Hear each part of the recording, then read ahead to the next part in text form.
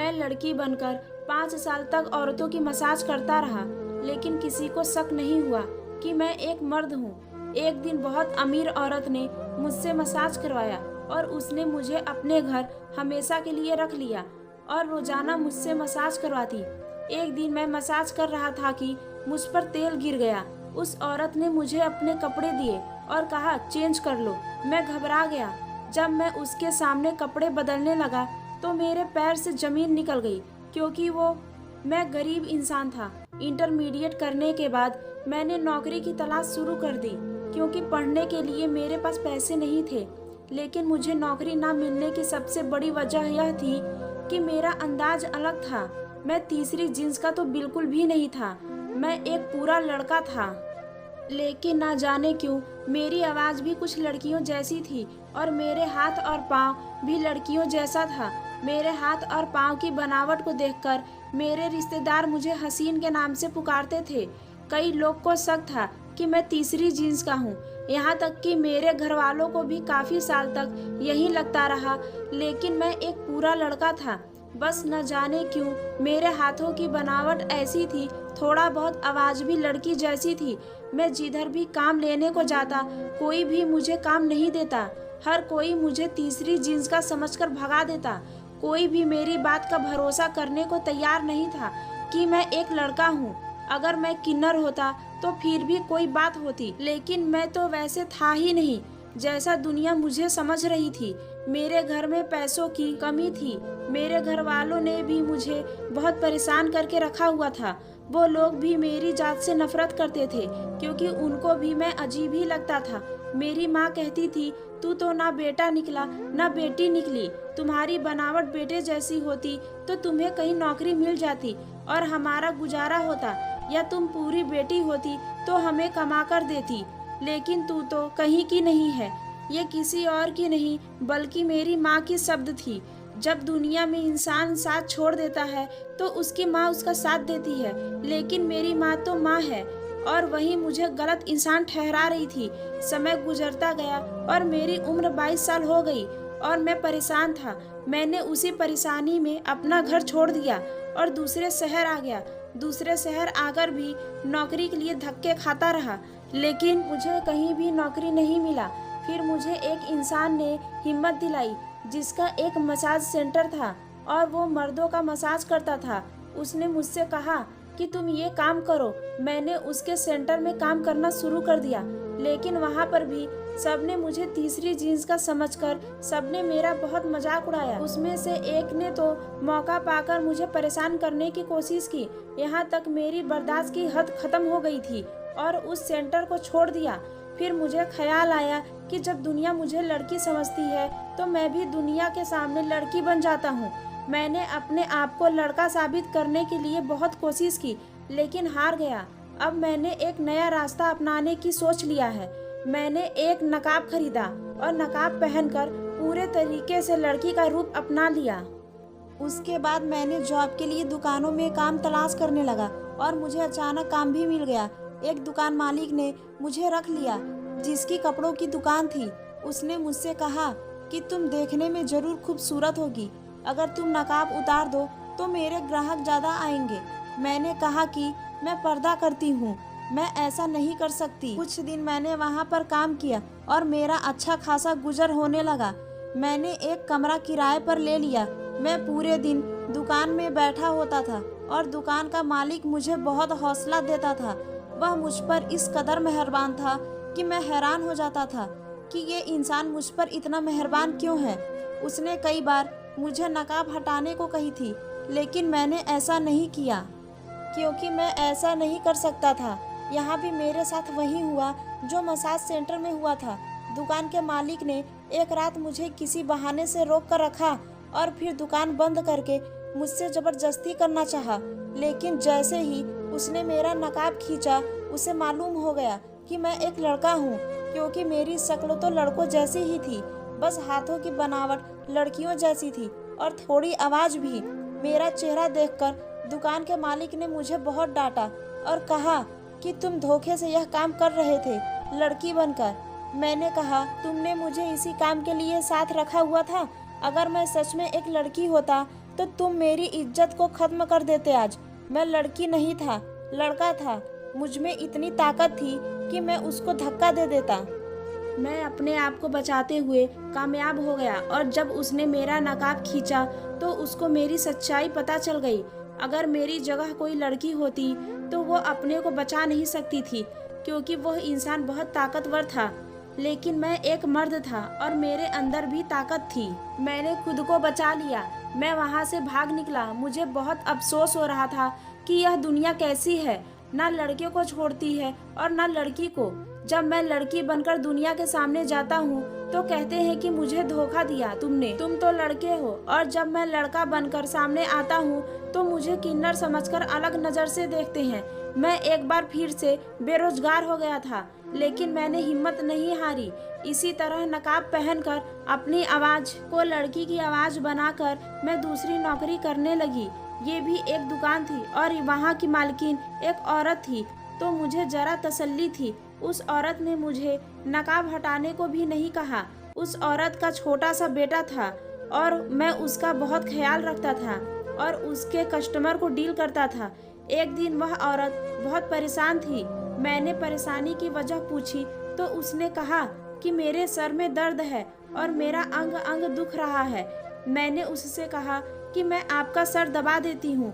मैंने उसका सर दबाया तो उसको बहुत आराम मिला।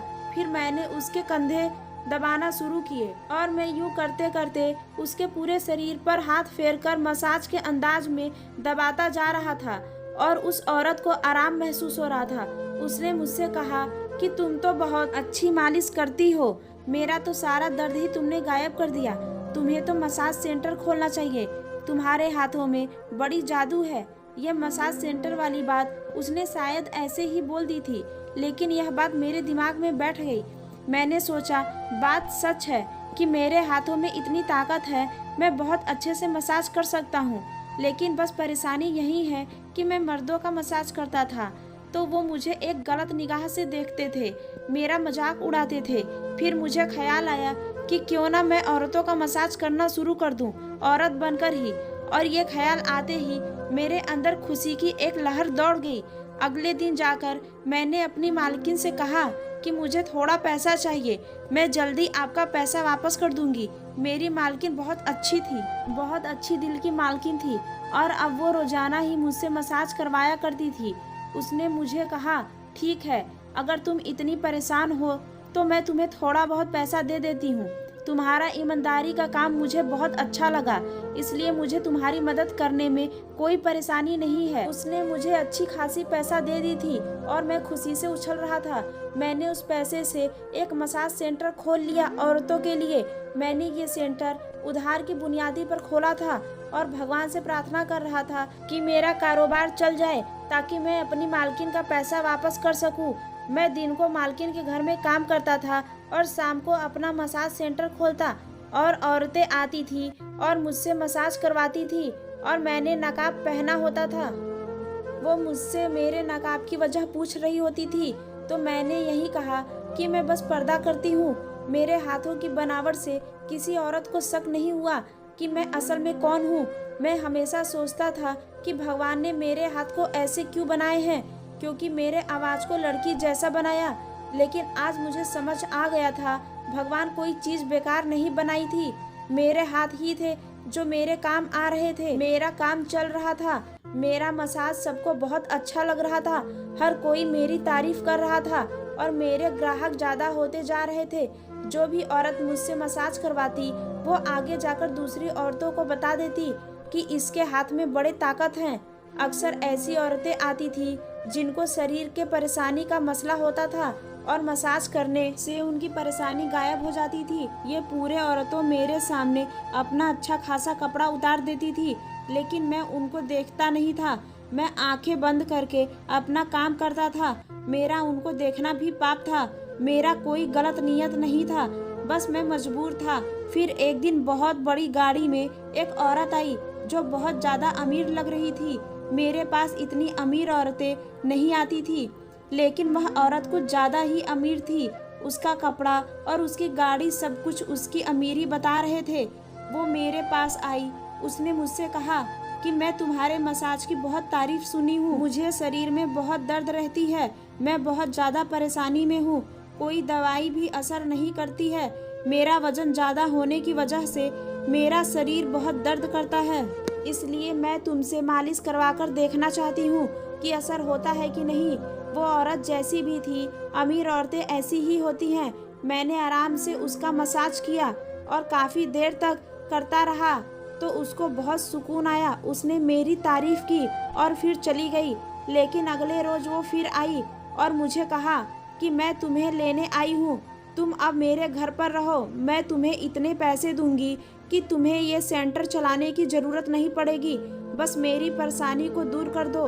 उसकी बात सुनकर तो मैं हैरान रह गया था। वो मुझे इतना पैसा देने पर तैयार थी कि मुझे सेंटर चलाना ही नहीं पड़ेगा, यानी मेरी किस्मत मुझ पर ही मेहरबान हो रही थी। सारा दिन सेंटर में जलील होने के बजाय मुझे एक ही औरत का मसाज करना था और मेरे महीने भर का खर्च निकल जाता। मैंने उस औरत से कहा कि मैं ये सेंटर बंद नहीं कर सकती, क्योंकि मैंने किसी से बहुत पैसा उधार लिया था ये सेंटर चलाने के लिए, और जब तक उसका उधार नहीं चुका देती मैं इसको बंद नहीं कर सकती।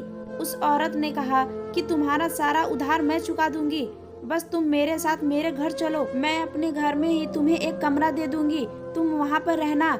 मेरा घर बहुत बड़ा है और मेरे पास बहुत पैसा है, बस ये मेरी परेशानी मेरी जान नहीं छोड़ती है। मैं काफ़ी मसाज सेंटर गई थी, लेकिन वो ईमानदारी से काम नहीं करते। तुमने ईमानदारी से काम किया है, मुझे तुम्हारा काम पसंद आया है।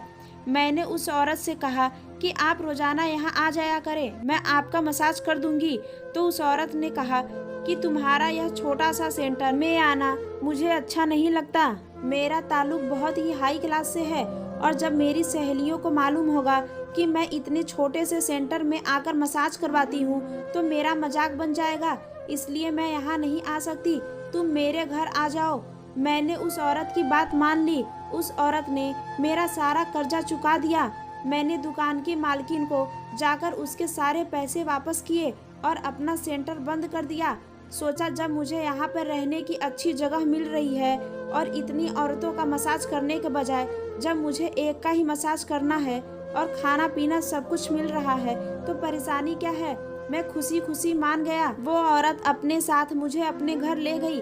उसका घर किसी बड़े महल से कम नहीं था। उसने मुझे रहने के लिए कमरा दे दिया जो घर के पीछे की तरफ था। वो क्वार्टर था, लेकिन मेरी इस कमरे से कहीं ज़्यादा बेहतर था। यह कमरा साफ सुथरा था और अच्छा फर्नीचर भी रखा हुआ था, यानी कि अमीर लोगों के नौकर भी ठाठ से ही रहते हैं। मैंने वहाँ पर अपना सामान रखा और भगवान से प्रार्थना किया जिसने मुझे इतना अच्छा काम का मौका दिया था।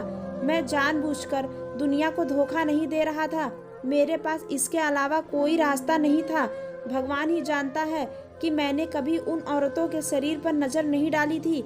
वो औरत रोजाना रात को मसाज करवाया करती थी और मैं आंखें बंद करके उसका मसाज करता था। वो मुझसे कहती थी कि तुम दिन रात नकाब में क्यों रहती हो, तो मैंने कहा कि बस मेरी आदत है। उस औरत ने कहा कि ठीक है, तुम्हारा पर्दा है, लेकिन एक औरत से औरत का क्या पर्दा, मैं तुम्हारा तो चेहरा देख सकती हूँ। मैंने कहा कि मेरा चेहरा जल गया था, मैं अपना चेहरा किसी को नहीं दिखाना चाहती। इस तरह की बात करके मुझे शर्मिंदा ना करे, मुझे शर्मिंदगी होती है जब लोग मेरा जला हुआ चेहरा देखते हैं। किसी ने दुश्मनी निकालने के लिए मेरे चेहरे पर तेजाब फेंक दिया था, इस वजह से मेरा चेहरा देखने के काबिल नहीं है और मैं किसी को दिखाना भी नहीं चाहती। मेरी दुखती दिल पर हाथ ना रखे तो बेहतर होगा। उसने कहा कि मुझे बहुत अफसोस है कि किसी ने तुम्हारे चेहरे पर तेजाब फेंककर तुम्हारा चेहरा बिगाड़ दिया। चलो ठीक है, मैं तुम्हारे दिल को नहीं दुखाती हूँ, लेकिन ये सब किसने किया? उस औरत ने जब ये सवाल किया तो मैं सोच में पड़ गया। मैंने कहा कि एक लड़के ने मुझसे शादी करने को कहा था और मैंने उसका रिश्ता ठुकरा दिया। उसके बदले उसने मेरा चेहरा तेजाब फेंककर जला दिया कि मैं किसी और से शादी नहीं कर सकूं। उस लड़के ने मुझसे बहुत बड़ा बदला लिया था। इस हादसे के बाद मेरी जिंदगी बर्बाद हो गई और इसलिए मैं अपना चेहरा दुनिया से छुपा कर रखती हूँ और यही वजह है कि मेरी अब तक की शादी भी नहीं हुई। मैं अब ये काम करने पर मजबूर हूँ क्योंकि मुझे यह काम बहुत अच्छे से आता है, मेरे हाथों में ताकत है। जो कि भगवान ने मुझे दिया है, मैं उससे फ़ायदा उठाना चाहती हूँ।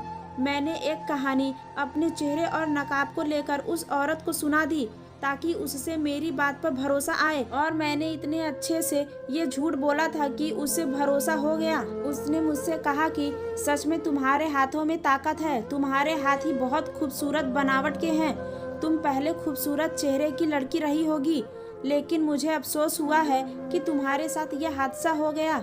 लेकिन मुझे फ़ायदा हो रहा है, तुम्हारे मसाज से मेरी परेशानी में बहुत कमी आई है।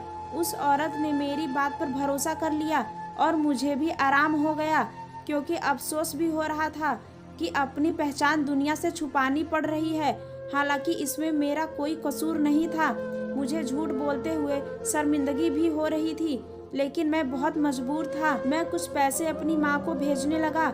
यह पेट जो भरना था अपना और अपने घर वालों का, लोग सच कहते हैं, इस पेट को भरने के लिए इंसान क्या कुछ नहीं करता। मैंने जो रास्ता अपनाया था, लेकिन फिर भी पूरी ईमानदारी से अपना काम कर रहा था। लड़का बनकर जाता तो लोग मेरे पीछे पड़ जाते, लड़की बनकर जाता तभी लोग मेरे पीछे पड़ जाते। इसलिए मैंने सोचा कि मर्द तो दोनों सूरतों में मुझे नुकसान पहुंचाएंगे, कोई औरत मुझे नुकसान नहीं पहुंचा सकती। इसलिए मैंने औरतों के साथ काम करने का फैसला कर लिया। लेकिन मेरी असलियत उस औरत से ज़्यादा दिन छुपी ना रह सकी। एक दिन मैं उसका मसाज कर रहा था कि अचानक से तेल की शीशी जो मेरे हाथ में थी वो पूरे कपड़े पर गिर गई। मैं परेशान हो गया, मेरी मालकिन भी परेशान हो गई। उसने कहा, तुम्हारे कपड़े तो खराब हो गए हैं।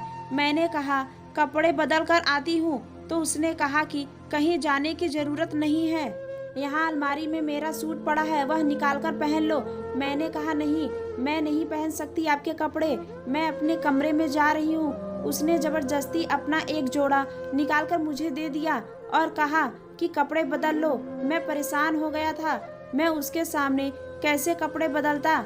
वहाँ पर वॉशरूम भी नहीं था, यह कमरा सिर्फ मसाज करने के लिए उस औरत ने रखा हुआ था। मैंने बाहर जाने को कहा तो उसने कहा कि अगर मैंने उसके सामने कपड़े नहीं बदले तो आज नौकरी से निकाल देगी।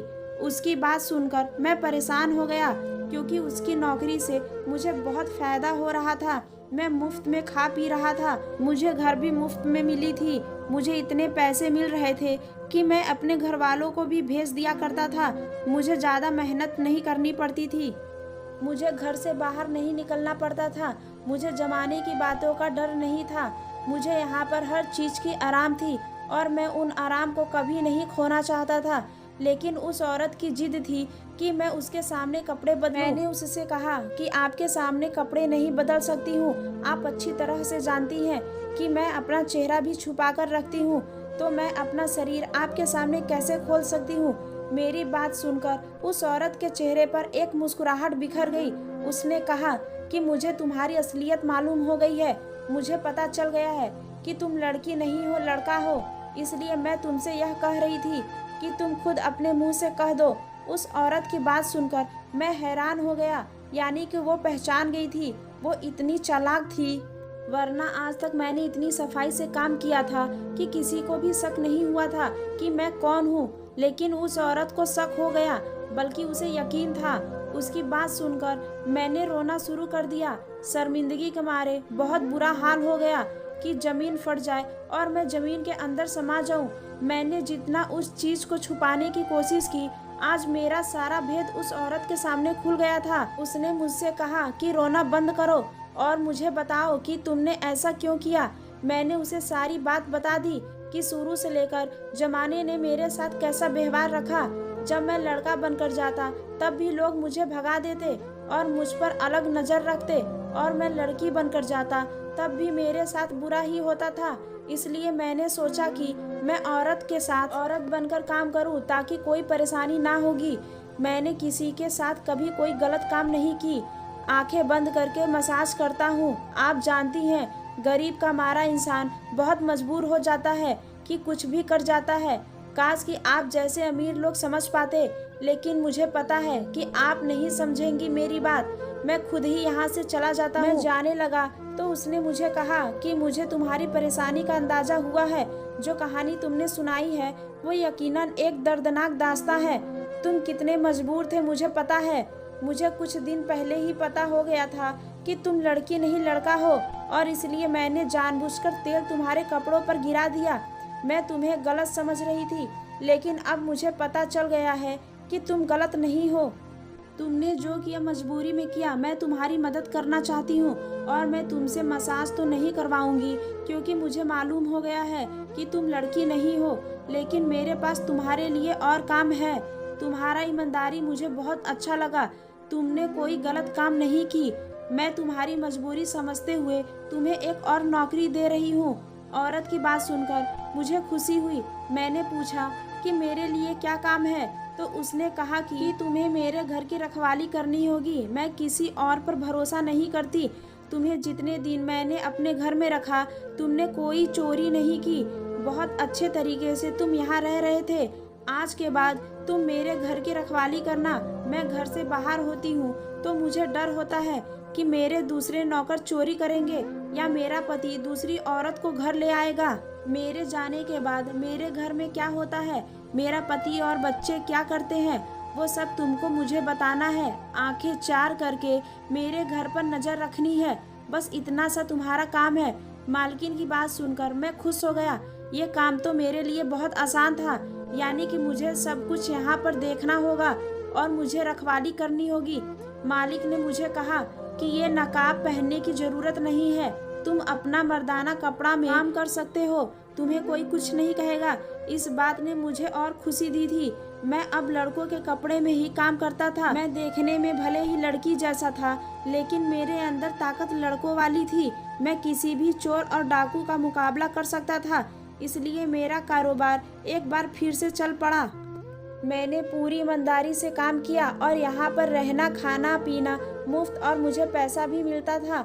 तो मैं पैसा जमा करता जाता और मैंने पैसा जमा करते करते अपना एक छोटा सा मकान ले लिया था और अपने मम्मी पापा को यहाँ ले आया। मुझे उस औरत के घर में काम करते हुए अब 10 साल हो चुके हैं। वह बीमार होकर बिस्तर से लग गई है, लेकिन उसने मुझे नौकरी से नहीं निकाला। मैंने पूरे घर वालों का भरोसा जीता। उस औरत ने मुझे कहा कि लोग बहुत हैं, लेकिन जिस ईमानदारी से तुमने मेरा काम किया था और तुम आंखें बंद करके जब मेरा मसाज करते थे, तभी मुझे अंदाजा हो गया था कि तुम कितने साफ दिल इंसान हो। बस तुम मजबूर हो। तुम्हारी इसी साफ दिल को देखते हुए मैंने तुम्हें अपने घर में जगह दी। आज मैं बहुत खुश हूँ। मेरे मम्मी पापा छोटे से घर में रह रहे हैं और मैं उस घर में आराम से रह रहा हूँ। सच कहते हैं, जब भगवान एक को एक चीज नहीं देता तो दूसरा दे देता है। मेरे पास पैसा नहीं था, लेकिन उस औरत के दिल में भगवान ने रहम डाल दी थी और मेरी सारी परेशानी हल हो गए थे। सारी बात मेरी नीयत की थी जो साफ थी। मेरी कहानी सुनकर आपको मुझ जैसे इंसानों के बारे में अंदाजा हो गया होगा कि हम जैसे लोग जो पूरे मर्द होकर भी कुछ नहीं कर सकते और जमाना उनके साथ क्या सुलूक करता है और वो लोग कितने मजबूर होते हैं। मेरी आपसे गुजारिश है कि मेरे जैसे अगर किसी इंसान को आप देखें तो उसके साथ हमदर्दी से बात करें। अगर एक इंसान पूरे तरह से किन्नर होता तो फिर भी उसे जमाने में जगह मिल जाती है और वह वही काम करता है जो किन्नर करते हैं। लेकिन अगर एक इंसान पूरे मर्द हो, लेकिन उसके हाथ पाँव की बनावट, उसकी आवाज़ औरतों जैसी लगती हो, तो उसे जमाने में बहुत मुश्किल का सामना करना पड़ता है। बिल्कुल ऐसे ही जैसे एक पागल के लिए एक जगह है जिसे पागल खाना कहते हैं और वह वहीं रहता है, पर किसी को कोई ऐतराज नहीं होता। लेकिन एक आधा पागल के लिए कोई जगह नहीं होती उसके घर के सिवा। आधा पागल इंसान ना तो पागल खाने में रहता है, ना अपने घर में सुकून से रह सकता है। हम जैसे लोगों का यही परेशानी था। स्टोरी पसंद आई तो प्लीज़ मेरे चैनल को सब्सक्राइब करें।